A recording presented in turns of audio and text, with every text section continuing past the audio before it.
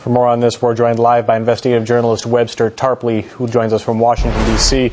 So all eyes are now on Pakistan, where Osama bin Laden was killed, and reporters are suggesting that the government was sheltering the terrorist leader for years. But how is this possible if the country is indeed one of the major victims of terrorism? I mean, do you think that's really believable?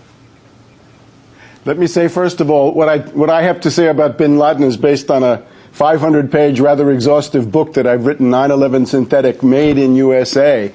I think this is a completely manufactured, invented story created out of whole cloth by the U.S. intelligence community, primarily for the purpose of targeting Pakistan, and there's been a build-up to it. We had a very harsh statement condemning Pakistan in one of the terror reports of the U.S. government. We had Admiral Mullen visiting Pakistan, accusing them of being accomplices of the terrorist Haqqani network. We then had the CIA limited hangout operation known as WikiLeaks targeting Pakistan. The Washington Post putting that on the front page. The center of gravity of Al-Qaeda was always Pakistan, and now we have this manufactured story.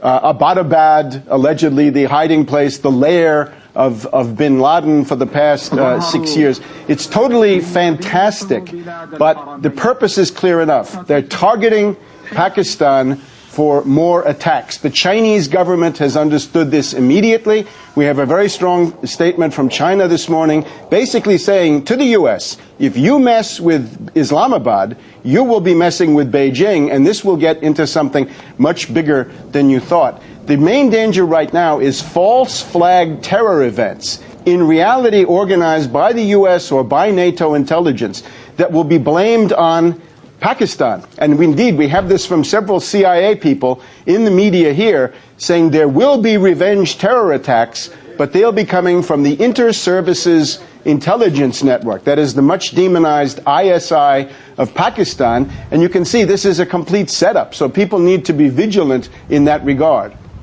The U.S. says it has photos of slain bin Laden. ABC News is reporting right now that they may in fact release them today. But why don't you think they release them right away, get all the skepticism over with over the death of bin Laden? I can't speculate about that, but I'm sure that whatever they release will essentially be a fraud. The real bin Laden has been dead for a long time.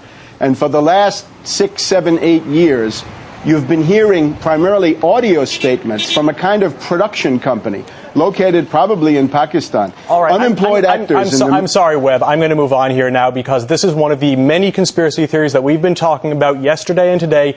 Yes, they're out there. You're talking about it. We had a guest talking about it yesterday. The Taliban's talking about it. I'm going to move on. Many agree that the U.S. foreign policy prompted the attack of, prompted the dawn of Al-Qaeda back in the 80s. That's no secret. Now it's supporting rebels in Libya who allegedly have links with extremism. How long do you think the U.S. may continue a pattern of arming extremists or possible extremists who later there's blowback from?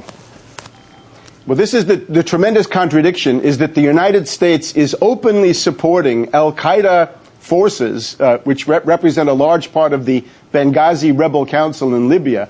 In Libya or in Yemen, Al-Qaeda is it's one of the main tools of the U.S. in destabilizing the government. One suspects that in Syria and in Algeria that's also the case. But then, in sharp contradiction, if you're Al-Qaeda in Afghanistan or Pakistan, then you have to be bombed. And this is an unsustainable contradiction. It just makes absolutely no sense. I think what we're actually seeing is the decline of the U.S. empire.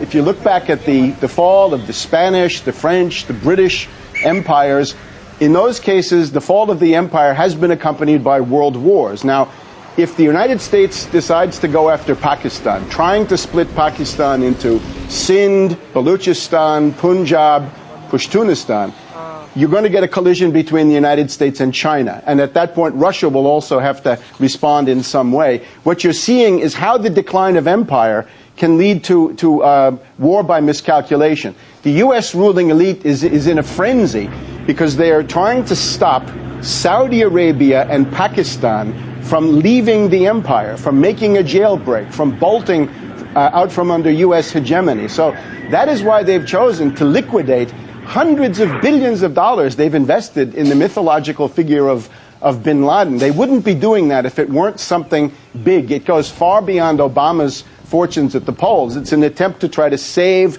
the U.S. position in the world. I think it's very unlikely All right, to Webb, succeed. I'm sorry to cut you off, but we're going to have to end it there. Investigative journalist Webster Tarpley.